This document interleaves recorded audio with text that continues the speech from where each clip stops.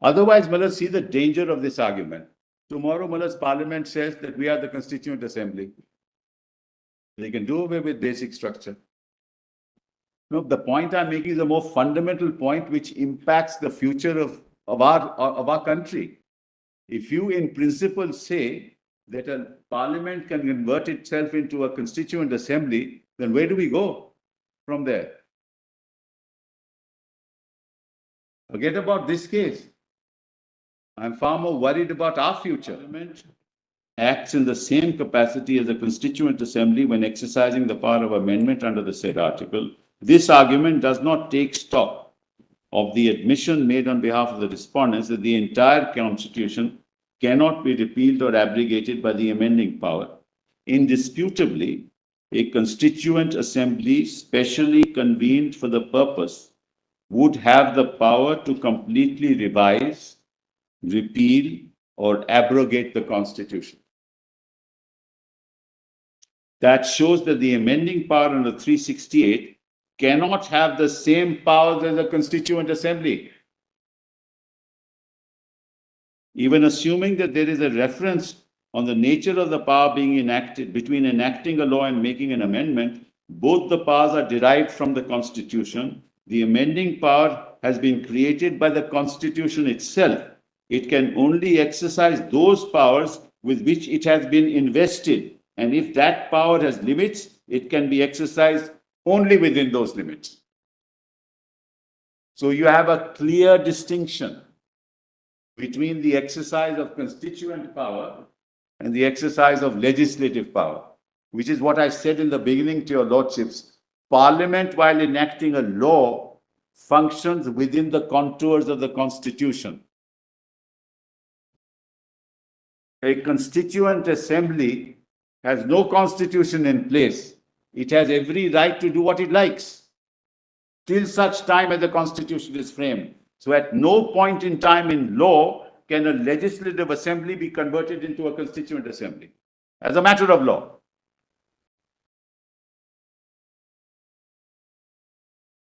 Luckily, we had no Maharaja exercising his powers with us. We had Parliament doing that.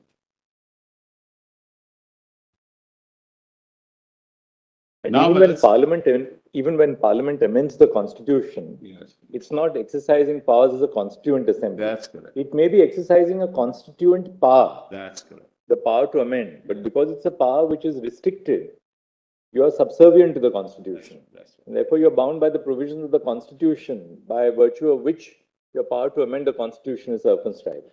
That's what I said at the outset, Mullahs. That has been my submission throughout. Now, the next paragraph, Mullahs, is paragraph 620. This is at PDF page 273. Whose judgment is that? This was Justice Hegde and Justice Mukherjee. 270? Mullahs, 273 PDF, para 620, Mullahs. Otherwise, Mullahs, see the danger of this argument. Tomorrow, Mullah's parliament says that we are the constituent assembly. They can do away with basic structure. Dr. Ambedkar also spoke about it in his speech on 25th of November, 1949.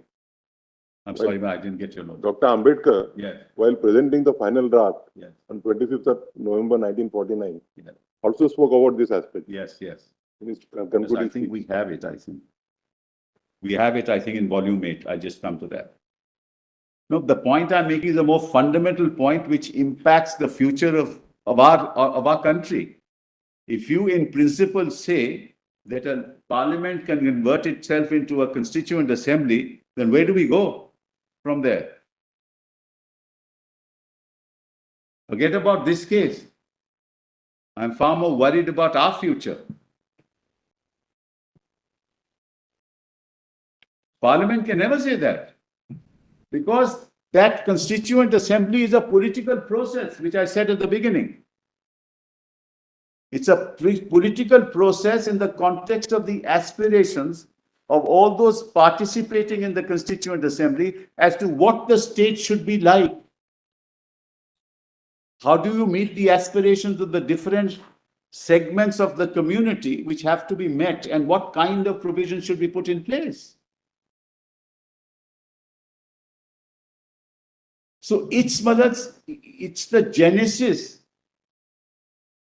of the politics of the day which determines what kind of constitution we want. Which is why, when you talk about diversity, when you talk about minorities, we talk about Dalits, we talk in our constitution, what were we faced with? In 1947, what were we faced with? We were faced with a situation where disparate communities, diverse communities, different religions, different races came together to be part of the Union of India.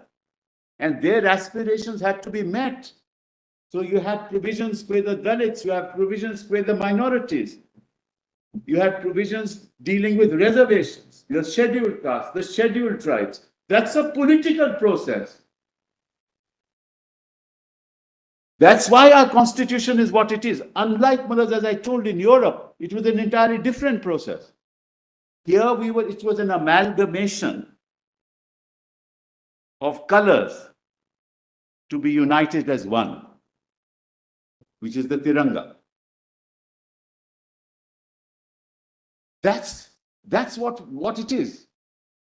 You can't convert a legislative assembly into that process.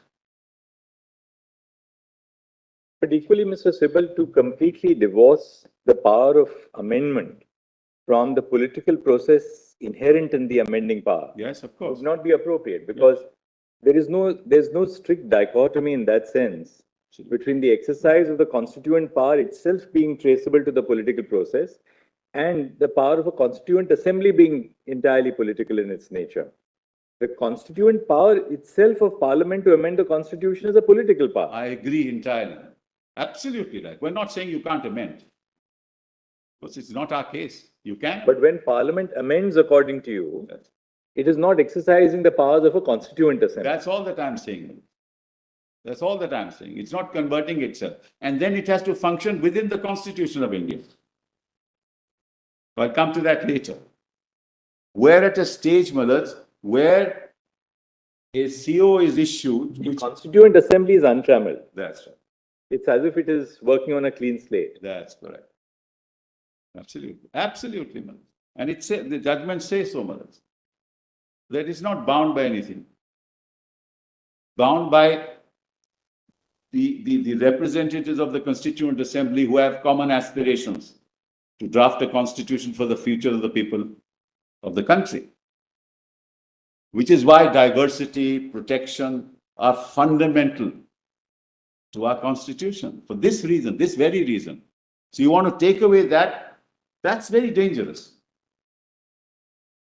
I'm not being political, but that's the worrisome part.